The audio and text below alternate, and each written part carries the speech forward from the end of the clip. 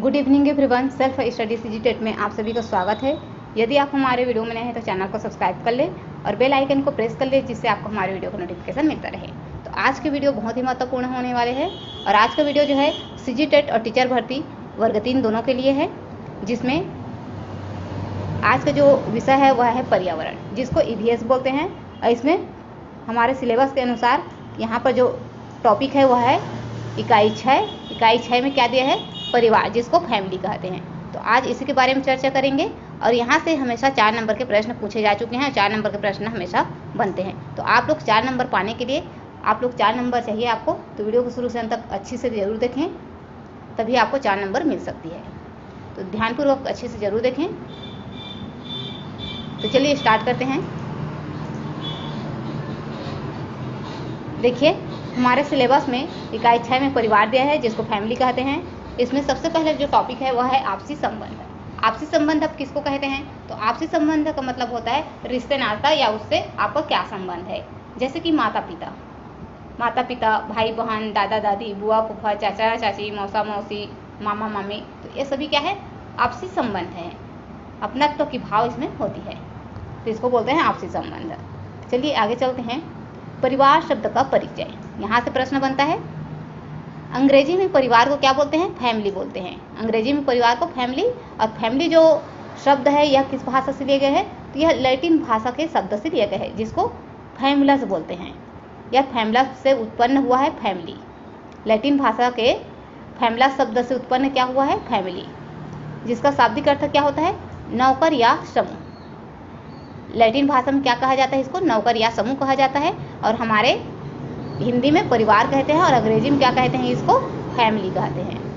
और लैटिन में इसको फैमुलस कहा जाता है, लेकिन उसका जो शाब्दिक अर्थ होता है वो नौकर या समूह होता है। चलिए यहाँ से प्रश्न बनता है, इसको अच्छे से जरूर देखिएगा। नेक्स्ट है परिवार का अर्थ। वह स्थान जहाँ 2 या 2 से अधिक भिन्न लिंगी स्वभाव के व्यक्तियों का निवास होता है तथा उनका वैवाहिक संबंध होता है, परिवार कहलाता है। यानी कि जहाँ पर भिन्न लिंगी, यानी कि स्त्री या पुरुष, स्त्री और पुरुष जब साथ साथ रहते हैं और दोनों का वैवाहिक संबंध होता है, तभी उस स्थान को हम बोलेंगे परिवार। अगर उसमें साथ साथ रहते हैं और उसमें वैवाहिक संबंध नहीं होगा तो उसको हम परिवार नहीं कहते। ये हमारे NCERT और जो है हमारे सिलेबस के अनुसार है। चलिए आगे देखते हैं। जब लड़का व लड़की वैवाहिक संबंध के बाद साथ साथ रहते हैं तो वह स्थान परिवार कहलाता है। देखिए, जब लड़का और लड़की वैवाहिक संबंध के बाद साथ साथ रहते हैं तो वह स्थान परिवार कहलाता है। अगर वो साथ साथ नहीं रहता तो परिवार नहीं कहलाता। नोट दिया गया है, केवल महिला या केवल पुरुष, वह केवल महिला व केवल पुरुष, जिनमें साथ साथ रहते हो और जिनमें वैवाहिक संबंध भी ना हो तो वह परिवार नहीं होता। किसके आधार पर? यह हमारे सीजीटेट सिलेबस के आधार पर और NCERT के आधार पर। आगे है परिवार की विशेषताएं। परिवार की विशेषताएं ऑगस्ट काम्टे के अनुसार, ऑगस्ट काम्टे ने क्या कहा है?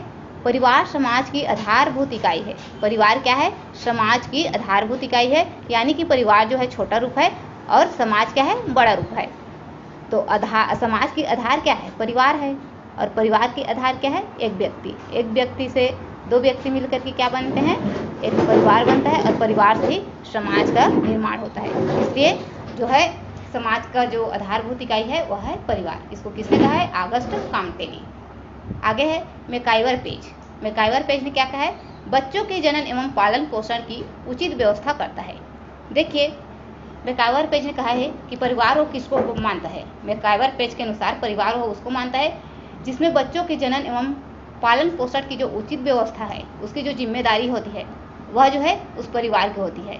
अगर वो परिवार उसकी जिम्मेदारी को उठाता है, जनन एवं पालन पोषण की उचित व्यवस्था करता है, तभी उसको वह परिवार कहता है। आगे है प्लेटो ने क्या कहा है? परिवार बालक की प्रथम पाठशाला है। प्लेटो ने कहा है कि बालक की जो प्रथम पाठशाला है वह है परिवार। यानी कि परिवार क्यों है? क्योंकि जब बच्चे जन्म लेते हैं तो वह परिवार में ही जन्म लेते हैं और परिवार में ही सब कुछ सीखते हैं। फिर उसके बाद वह स्कूल जाते हैं।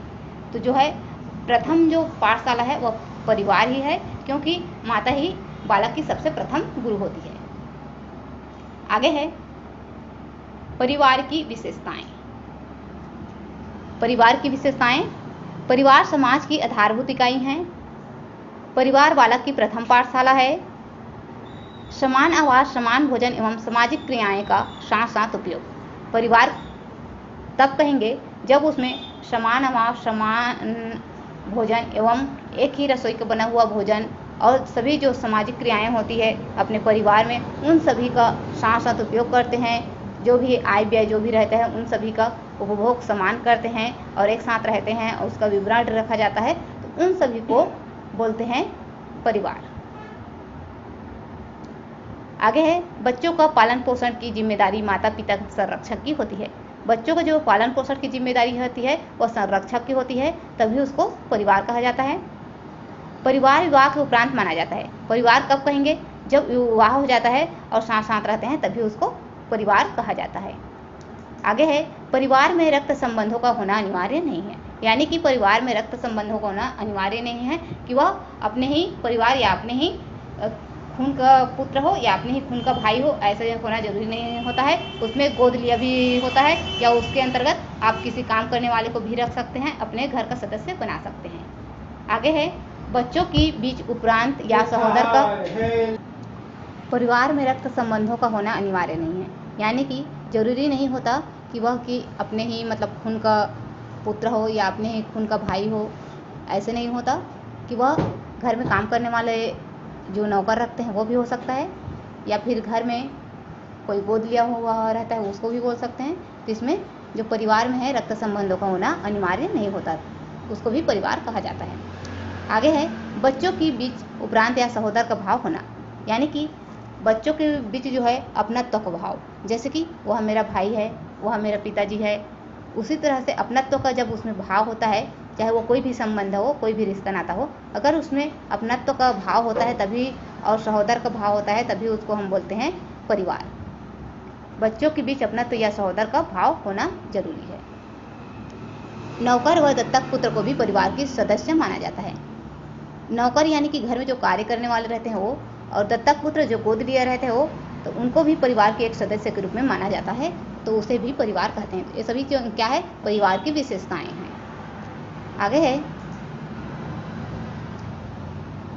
वंशानुगत संबंध, सामाजिक संस्था, आर्थिक व्यवस्था, वैवाहिक अनिवार्यता, सामाजिक सुरक्षा की मूलभूत इकाई, तो ये सभी भी परिवार की विशेषता के अंतर्गत आते हैं। चलिए आगे देखते हैं। आगे है सामाजिक तौर पर परिवार की प्रकार। अब देखेंगे हम लोग सामाजिक तौर पर परिवार की प्रकार। तो सामाजिक तौर पर परिवार की जो प्रकार होती है वह दो होती है, एकल और संयुक्त। तो एकल परिवार किसको कहते हैं? जिसमें पति पत्नी तथा उनके अविवाहित संतान साथ साथ रहते हैं। यानी कि पति पत्नी रहेंगे और उनके जो अविवाहित, जिनका विवाह नहीं हुआ रहता है बच्चा, वो साथ साथ रहते हैं, पति पत्नी के बीच में उनके बच्चे, तब उसको एकल परिवार कहते हैं। अगर उसी बच्चे का अगर शादी हो जाता है, वह अपने पत्नी के साथ रहता है और उसमें साथ साथ अपने माता पिता रहते हैं, तो उसको बोलते हैं संयुक्त परिवार।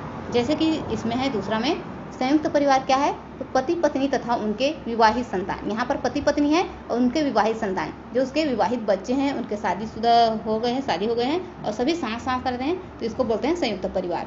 और संयुक्त परिवार में कौन कौन से आते हैं? तो संयुक्त परिवार में दादा दादी, बुआ फूफा, चाचा चाची, मौसा मौसी और जितने भी एक दो या दो से अधिक पीढ़ी जब एक साथ रहते हैं तब और व्यापक परिवार हो जाता है और उसको संयुक्त परिवार भी कहा जाता है। लेकिन यहाँ पर सिंपल परिभाषा यही है कि पति पत्नी तथा उनके विवाहित संतान जब साथ साथ रहते हैं तब उसको संयुक्त परिवार कहते हैं। पति पत्नी तथा उनके बच्चे, दादा दादी, चाचा चाची, बुआ फूफा जब सभी एक साथ रहते हैं तो भी संयुक्त परिवार कहलाता है। चाहे पति पत्नी और उनके विवाहित संतान रहे तो भी संयुक्त परिवार है, और पति पत्नी तथा उनके दादा दादी, चाचा चाची, बुआ फूफिया ये सब चीज़ भी रहेगा तो भी संयुक्त परिवार कहलाएगा। यानी कि दो पीढ़ी से जब अधिक होता है, एक पीढ़ी से जब अधिक हो जाता है उसमें, तब वो कहलाता है संयुक्त परिवार। और इसमें एक पीढ़ी रहता है जिसमें पति पत्नी रहते हैं और उनके अविवाहित बच्चे, तो ये एकल परिवार है। तो यहाँ से प्रश्न पूछा जाता है कम से कम 2 पीढ़ियां साथ रहते हो। देखिए, संयुक्त परिवार में कम से कम 2 पीढ़ियां साथ रहते हो। संयुक्त परिवार को आदर्श परिवार भी कहते हैं। देखिए, संयुक्त परिवार को आदर्श परिवार के रूप में भी जाना जाता है। अगर प्रश्न में पूछा जाए कि आदर्श परिवार किसके अंतर्गत आएगा, तो वह संयुक्त परिवार के अंतर्गत आएगा। बालक के सर्वांगीण विकास किसमें होता है, तो बालक का जो सर्वांगीण विकास होता है आदर्श परिवार यानी कि संयुक्त परिवार में ही होता है। तो इसको यहाँ से प्रश्न बनता है, ध्यान रखें। बालक का सर्वांगीण विकास और सर्वश्रेष्ठ जो विकास होता है वह होता है संयुक्त परिवार पर ही होता है। आगे है विधवा और विवाहित संतान। जो विधवा रहते हैं और उनके विवाहित संतान, अगर जिन महिलाएं के या जिन माताएं का पति नहीं होता, वो विधवा रहती है और उसके जो बच्चे रहते हैं वह विवाहित रहता है, और विवाहित अपने पुत्र के साथ, अपने बहू और बेटे के साथ जब रहता है तो उसको बोलते हैं संयुक्त परिवार। यहाँ पर विधवा है लेकिन वह अपने विवाहित पुत्र के साथ रहता है तो वह संयुक्त परिवार में आएगा। लेकिन अगर विधवा है और उसके जो पुत्र है वह अविवाहित है, उसका शादी नहीं हुआ है, तब वह जो आएगा एकल परिवार। आगे है परिवार के विघटन का कारण। अब परिवार के टूटने का कारण क्या है? स्वतंत्र रहने की इच्छा। तो संयुक्त फैमिली में अक्सर देखने को मिलता है कि सभी अपने अपने इच्छा से जीने का, अपने अपने स्वतंत्र रहने की इच्छा करते हैं, इसलिए स्वतंत्र रहने की इच्छा। उच्च शिक्षा का होना, जब उच्च शिक्षा हो जाते हैं तो बाहर चले जाते हैं, तो उच्च शिक्षा के होने के कारण भी उसमें विघटन के कारण आ जाते हैं, अलग अलग छोटा छोटा परिवार बनाने का। लोगों का विलासिता के प्रति जीवन यापन। अब लोगों में भोग विलासिता के प्रति जीवन यापन करने की उसमें लालसा उत्पन्न हो जाता है, जिससे जो है परिवार विघटन के प्रति चला जाता है और विघटन हो जाता है, यानी कि छोटा परिवार में टूट जाता है। निर्धनता व बेरोजगारी का होना। अब निर्धनता, गरीबी और बेरोजगारी का होना भी क्या है? परिवार के विघटन का कारण है। बहुत बड़ा परिवार रहते हैं तो उसमें फैमिली को कैसे चलाना है, क्या चलाना है करके उसमें ज़्यादा जिम्मेदारी आ जाता है, इसलिए सभी क्या करते हैं, उसमें छोटा परिवार बनाने की कोशिश करते हैं। तो निर्धनता और बेरोजगारी का होना भी है। परिवार की आर्थिक स्थिति निम्न होना। तो परिवार की आर्थिक स्थिति जो निम्न होते हैं, आर्थिक स्थिति उसकी ठीक नहीं होती है, इस कारण भी परिवार को जो है छोटा रूप किया जाता है। वह अपना अलग भोजन खाना बनाना, अलग रहना, ये सभी पसंद करते हैं, तो इसमें भी परिवार का विघटन के कारण आता है। लोगों का घर छोड़कर बाहर नौकरी पर चले जाना। अब जब संयुक्त परिवार है उसमें घर को छोड़ करके बाहर नौकरी पर चले जाते हैं तो भी छोटा परिवार उसमें बन जाता है अलग से। बाहरी सदस्यों का परिवार के प्रत्येक मामले में हस्तक्षेप होना। संयुक्त परिवार जब रहता है तो आस पड़ोस में पड़ोसी के लोग एक दूसरे पर हस्तक्षेप करते हैं, एक दूसरे के उसको मतलब बाहरी जो घर के व्यक्ति हैं वह दूसरों के बातों पर ज़्यादा ध्यान देते हैं और उसी बहकावे में आकर के घर में जो है हस्तक्षेप होते रहते हैं डेली का, और उसमें जो है परिवार जो है टूट जाता है, जिससे क्या होता है, परिवार का विघटन होता है। तो ये सभी हो गए परिवार के विघटन के कारण। आगे है परिवार से संबंधित महत्वपूर्ण प्रश्न। परिवार बालक की प्रथम पाठशाला है। उक्त कथन किसका है? ऑगस्ट काम्टे, प्लेटो, लूसी मेयर, मैकाइवर एवं पेज। तो परिवार बालक की प्रथम पाठशाला यह किसने कहा है? तो यह प्लेटो ने कहा है। आगे है संयुक्त परिवारों के विघटन के कारण है। संयुक्त परिवारों के विघटन के क्या कारण है? यह जो है उपरोक्त सभी, देखिए परिवार अधिक बड़ा होता है तो भी परिवार जो है विघटन के कारण बन जाते हैं, सभी अलग अलग हो जाते हैं। परिवारों की आर्थिक स्थिति का कमजोर होना। आर्थिक स्थिति जब ठीक नहीं रहता है तो भी छोटे छोटे परिवार बना लेते हैं, अपना अपना खाना भोजन, और बच्चों का शिक्षित होकर जीविकोपार्जन हेतु बाहर जाना, इसके कारण भी। तो इसलिए इसका जो सही उत्तर है वह है डी, उपरोक्त सभी। आगे चलेंगे।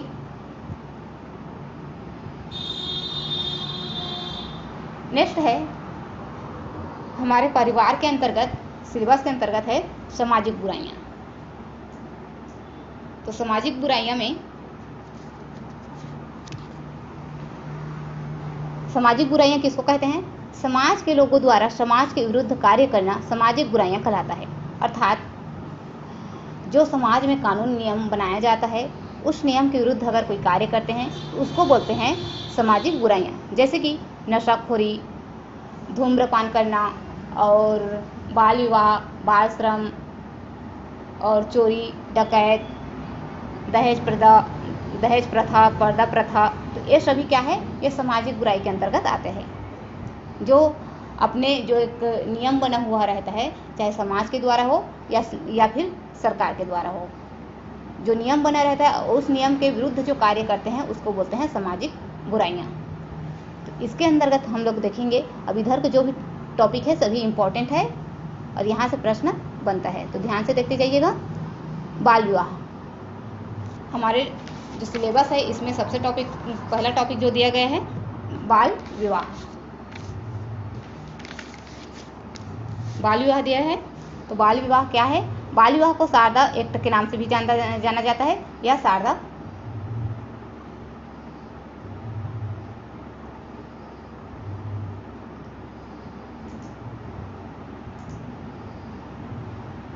देखिए आगे है बाल विवाह।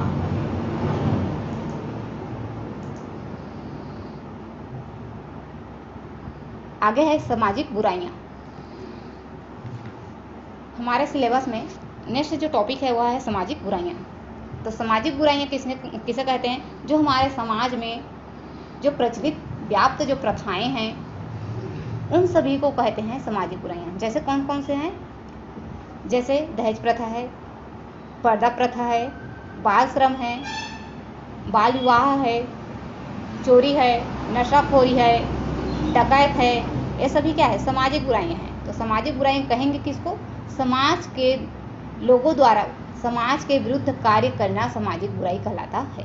यानी कि समाज में जो नियम कानून बनाया जाता है उस नियम कानून के विरुद्ध जाकर के जो कार्य करते हैं उनको बोलते हैं सामाजिक बुराइयां। तो आगे है हमारे सिलेबस में सबसे पहले तो जो दिया गया है सामाजिक बुराई के अंतर्गत बाल विवाह। बाल विवाह दिया गया है। बाल विवाह का अर्थ, बाल विवाह को शारदा एक्ट भी कहा जाता है।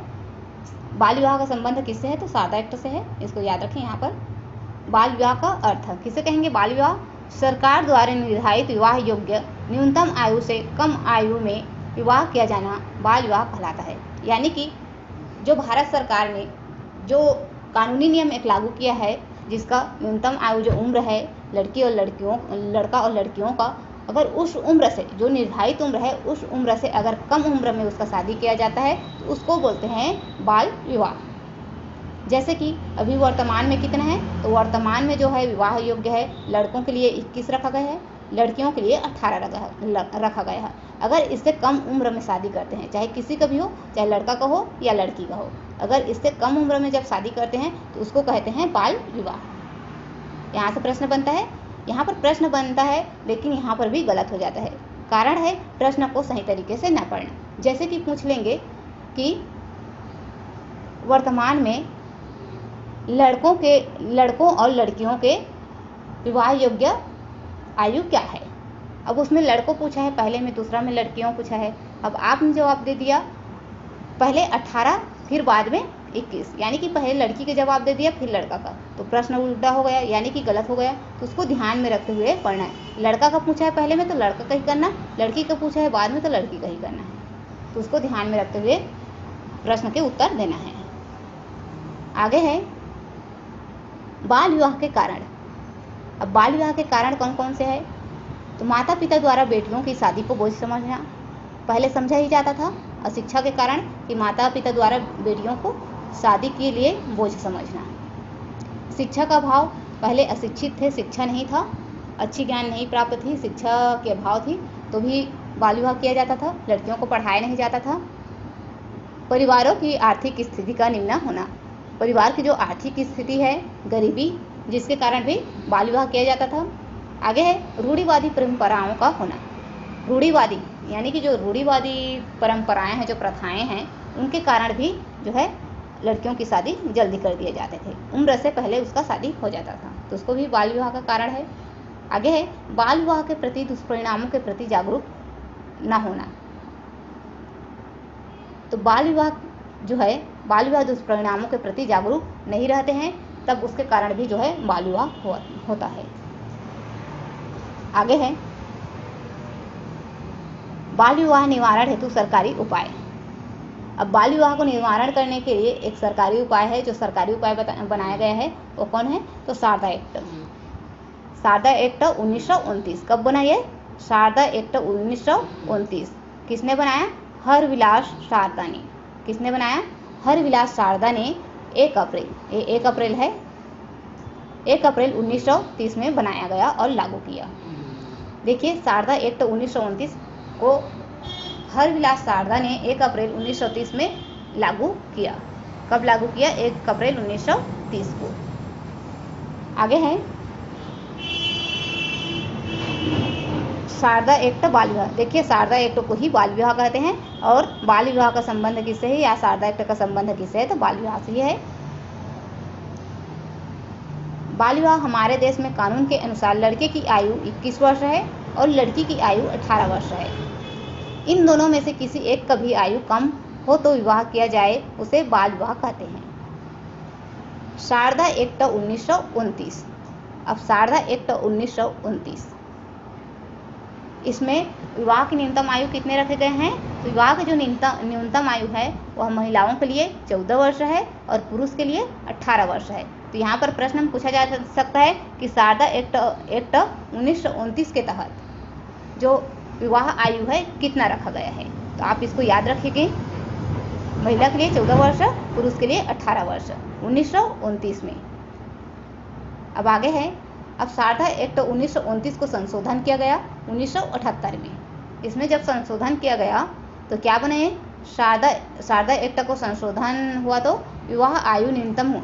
इसमें जो है 1978 में जब ये शारदा एक्ट जो है संशोधन हुआ तो उसमें विवाह आयु को उसमें संशोधन किया गया। कितना रखा गया? इसमें महिला के लिए 18 वर्ष कर दिया गया। उसमें महिला के लिए 14 वर्ष था, तो इसमें महिला का जो है उसको और 4 वर्ष उसमें बढ़ा दिया गया तो 18 वर्ष हो गया, और पुरुष का इसमें 3 वर्ष बढ़ा दिया गया तो इसमें 21 वर्ष हो गया। तो ये संशोधन हुआ 1978 में। इसको भी याद रखें कि 1978 में जो विवाह आयु है वो कितना है। आगे है 1992। 1992 में फिर संशोधन होता है। देखिए संशोधन 2 बार हो चुका, एक 1978, अब एक 1992। उसमें उम्र का संशोधन हुआ और इसमें होगा इसमें दंड का संशोधन होगा। देखिए 1992 में फिर संशोधन हुआ, किसका? शारदा एक्ट का। कम उम्र में विवाह करने वाले अभिभावक को, जो कम उम्र में विवाह करेंगे, यानी कि जो भारत सरकार ने जो कानून के अनुसार जो उम्र बनाया है उस उम्र के तहत अगर आप उससे कम उम्र में अगर शादी करेंगे बालक का, तब आप जो अभिभावक है उनको दंड का प्रावधान किया गया है। उसमें जुर्माना और दंड लगाया जाएगा। आगे है विवाह निषेध अधिनियम 2006। देखिए विवाह निषेध अधिनियम 2006, यानी कि पूछ देगा कि विवाह निषेध अधिनियम कब बना? तो यह 2006 में बना। और किसने बनाया? तो केंद्र सरकार द्वारा शारदा एक्ट को 2006 में समाप्त कर दिया गया, जिसको हम शारदा एक्ट के नाम से जान रहे थे। शारदा एक्ट 1929 के नाम से जान रहे थे, उसको केंद्र सरकार ने क्या कर दिया? उसको समाप्त कर दिया। कब समाप्त कर दिया? 2006 में। 2006 में केंद्र सरकार ने शारदा एक्ट को समाप्त कर दिया गया, जिसको हम शारदा एक्ट के नाम से जानते थे उसको उसने समाप्त कर दिया। कब? 2006। आगे है नया कानून बना। नया कानून कब बना? बाल विवाह निषेध अधिनियम 2006। नया कानून जो बना है उसको किस नाम से जानते हैं? बाल विवाह निषेध अधिनियम। जो शारदा एक्ट है उसको समाप्त करके क्या बनाया गया? बाल विवाह निषेध अधिनियम 2006। आगे देखिए, इसको लागू कब किया गया? 1 नवंबर 2007 को। 1 नवंबर 2007 को। विवाह की न्यूनतम आयु कितना है? तो इसमें विवाह की न्यूनतम आयु जो है महिला के लिए 18 वर्ष है और पुरुष के लिए 21 वर्ष है। अभी जो वर्तमान में चल रहा है वही जो है बाल विवाह निषेध अधिनियम 2006 के तहत 1 नवंबर 2007 को इसको लागू किया गया, और विवाह की न्यूनतम आयु जो है महिला में 18 वर्ष और पुरुष में 21 वर्ष।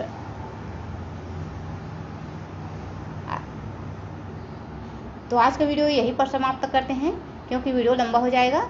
अगर वीडियो आप लोगों को पसंद आया तो आप लोग चैनल को सब्सक्राइब कर लें नए हैं तो, और लाइक करें, कमेंट करें, शेयर करें। कल हम इसका नेक्स्ट पार्ट लेकर आएंगे। आज का जो वीडियो देखे हैं उसमें 2 नंबर का है, कल को फिर आप देखेंगे फिर 2 नंबर का, यानी कि ये जो वीडियो है 2 पार्ट में बना है, जिसमें आपको 4 नंबर कंप्लीट सीजीटेट और टीचर भर्ती दोनों एग्जाम के लिए, वर्ग 3 के लिए, पर्यावरण के लिए आपको इस इकाई से 4 नंबर के नंबर मिलेंगे। वीडियो को शुरू से अंत तक देखने के लिए धन्यवाद। अगर आप इसकी क्विज प्रैक्टिस करना चाहते हैं तो आप टेलीग्राम में ज्वाइन हो जाइए। जब वहाँ पर इसका क्विज तैयार हो जाएगा तो आप लोगों को नोटिफिकेशन वहाँ पर जारी कर दिया जाएगा, और नीचे डिस्क्रिप्शन में लिंक दिया जा रहा है टेलीग्राम का, वहाँ पर आप लोग ज्वाइन हो जाएं। जो न्यू है वो ज्वाइन हो जाएं।